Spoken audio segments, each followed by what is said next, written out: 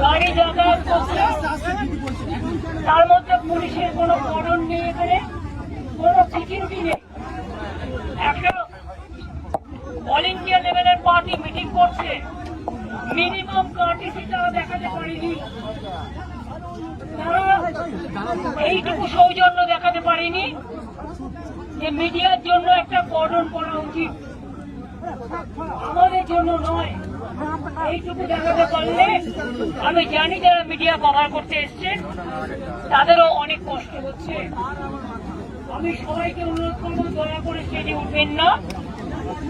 একে তো বর্ষাকাল, স্টেজের কাজ করা যাবে না, আর আমি এখানে বেশিক্ষণ থাকলে স্টেজের কাজও ব্যাহত হবে। একদিকে বৃষ্টি, কি হচ্ছে নাকি? প্লিজ আপনাদের কথাটা থামাবেন। আমাদের কর্মীরা তো চুপ করে গেছে, আপনারা একটু চুপ করুন দয়া করে। আমি আপনাদের বলি, ওদের পারমিশন থাকা সত্ত্বেও আমাদের এই স্টেজ ডেকোরেশন করার জন্য অনেক দেরি করিয়ে দেওয়া হয়েছে। তা সত্ত্বেও গতকাল লোডশেডিংও করে দেওয়া হয়েছিল। এই প্রচন্ড বর্ষা, রাস্তায় জল জমে আছে, তার মধ্যে কিন্তু আমাদের করতে হচ্ছে কষ্ট করে। আদালতে রায় আমাদের দিয়েছে, তাই পারমিশনটা পাচ্ছি। আমরা আস্তে আস্তে দেখলাম অনেক পলিটিক্যাল পার্টি মিটিং বিভিন্ন মোড়ে মোড়ে হচ্ছে, তাদের পারমিশন দেওয়া যায়, শুধুমাত্র মমতা ব্যানার্জিকে পারমিশন দেওয়া যায় না, আর অল ইন্ডিয়া তৃণমূল কংগ্রেসকে পারমিশন দেওয়া যায় না। এটা কোন ধরনের রাজনীতি? ঝাড়খণ্ড থেকে লোক নিয়ে আসছে বিজেপি, বিহার থেকে লোক উঠছে বিজেপি কংগ্রেসকে দেখানোর জন্য, আর এখানে যারা এসছে তাদের থাকার জায়গা নেই, ট্রেনের টিকিট পাইনি, গাড়ি পাইনি, একটা ধর্মশালাও দেয়নি, সব পালন করে দেওয়া হয়েছে। তবুও তারা এসছে প্রাণের টানে, হৃদয়ের টানে।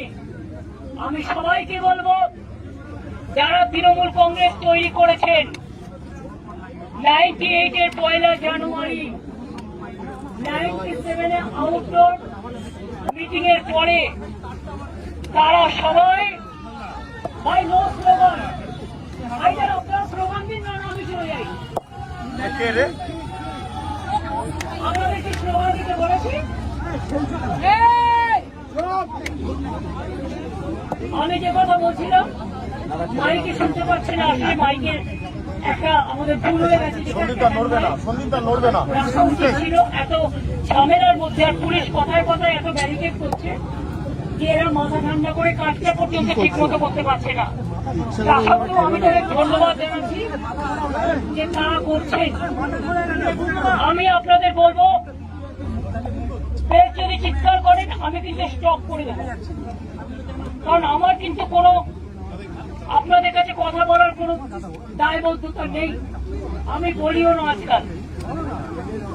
আমি আপনাদের কাছে বলবো, আমরা যারা তৃণমূলটাকে বুকে করে রক্ষা করেছেন এবং এই শহীদ দিবসের দিন বহু রাজনৈতিক দলে, অন্যান্য রাজনৈতিক দলের অনেক কর্মী, অনেক সম্প্রীতি পরায়ণ মানুষ, অনেক সংস্কৃতি পরায়ণ মানুষ, অনেক সাধারণ মানুষ এই দিনটা ধর্মতলায় যেতেন।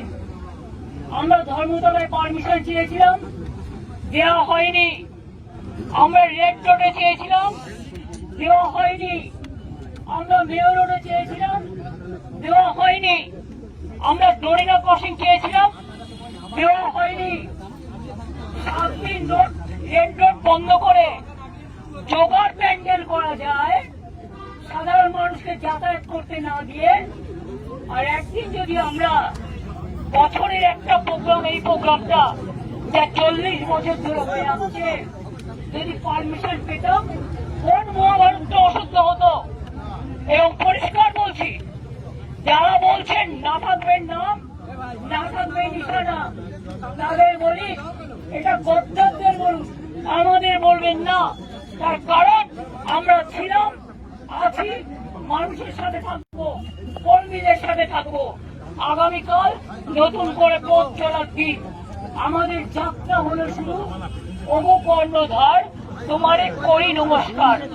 বাংলার মামাটি মানুষকে প্রণাম জানিয়ে আগামীকাল বেলা 11টার মধ্যে ঝড় হোক, জল হোক, পুলিশ আটকে দিক, সব অগ্রাহ্য করে জেলায় জেলায় আমাদের নেতাদের থানায় ডিটেইন করা হচ্ছে। এই খবরও আমার কাছে এসছে। এইভাবে জোর করে বহিরাগতদের দিয়ে বাংলাকে কলঙ্কিত করবেন না, বাংলাকে কলঙ্কিত করবেন না। বাংলার মানুষ চলে বাংলার অন্তরের টানে, প্রাণের টানে, মাটির টানে, সেটাকে রক্ষা করুন। আমি আবার আপনাদের বলি, প্রেস মিডিয়ার বন্ধুরা, আপনাদেরও দাঁড়ানোর জায়গা নেই, জলে ভিজছেন, বর্ষা হচ্ছে, আমাদের কাজও বন্ধ আছে, তাই তাদের কাজটা কমপ্লিট করার জন্য আমি আপনাদের সকলকে অনেক কৃতজ্ঞতা জানাচ্ছি যে আপনারা কষ্ট করে এসছেন। আবার কালকে আসবেন, আমন্ত্রণ রইল। হয়তো যত্ন করতে পারবো না, কিন্তু নিজেদের মতো করে আসবেন, নিজেদের মতো করে থাকবেন। আমি এটুকু বলে আপনাদের সকলকে আগামীকাল 11টার মধ্যে এখানে আসার জন্য আমি আমন্ত্রণ জানিয়ে যাচ্ছি। এবার আমি ডেকোরেটরদের অনুরোধ করব তারা যেন তাদের কাজ শুরু করেন, এবং এখানে কুণাল দোলা থেকে শুরু করে শোভনদা, মুনাইদা, আমার এখানে বৈশা থেকে শুরু করে আমার উপাসনা, আমাদের প্রিয়াঙ্কা থেকে শুরু করে, পাপাই থেকে শুরু করে, ইমামি বাহাদুর থেকে শুরু করে, ইসরাও থেকে শুরু করে অনেকে এখানে এসছে, বসের থেকে শুরু করে সবাই, বিরোধ থেকে শুরু করে, আমি সবাইকে বলবো আপনারা কাজটা দেখে নিন, কোনো যাতে অসুবিধা না হয়। আর প্রেস মিডিয়াকে বলবো রাত্রে যাতে এরা কোনো চক্রান্ত করতে না পারে, দয়া করে নজর রাখুন। ভালো থাকবেন, সুস্থ থাকবেন। আপনারা যে এতক্ষণ কষ্ট করে দাঁড়িয়ে আছেন, বিশেষ করে মহিলারা অনেক ধাক্কাও খেয়েছেন, কারণ ছেলেরা লম্বা থাকে, মেয়েদের হাইট ওদের তুলনায় কখনো কখনো একটু শর্ট হয়, তবে আবার মেয়েদের হাইটও ভালো হয়। কিন্তু আমি দেখেছি আপনারা অনেক ধাক্কা খেয়েছেন পেছনের ঘুমে, তা সত্ত্বেও আপনারা অপেক্ষা করেছেন। আপনাদের অনেক ধন্যবাদ, অনেক কৃতজ্ঞতা। ভালো থাকবেন, আগামীকাল আবার দেখা হবে। আর আমি এই জায়গাটা ছেড়ে না গেলে এখানে ওরা কাজ শুরু করতে পারবে না, কারণ কর্মীদের আবেগ আপনারা বুঝতেই পারছেন।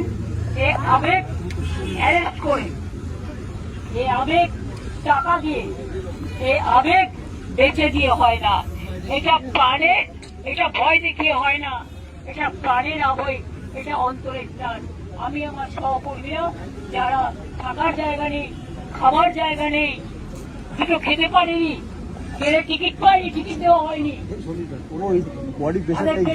নেই, সবকিছু ত্যাগ করে যারা এসছেন তাদের আমি অনেক ধন্যবাদ, কৃতজ্ঞতা জানাচ্ছি। এবং আগামীকাল যে নেতাই ফোন করুন না কেন, don't care, ignore the culprit, the criminals and the dacoits and the anti-social. Respect the democracy, the justice for the people.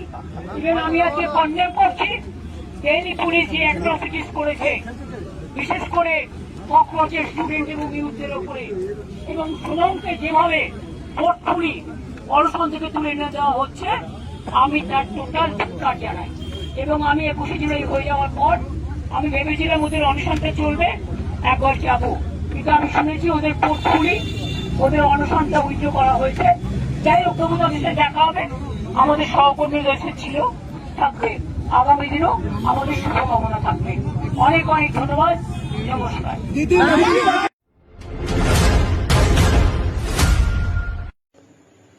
নমস্কার, আপনারা দেখছেন সংকেত মিডিয়া, সোজা কথা সহজভাবে। Subscribe our channel. Press the bell icon.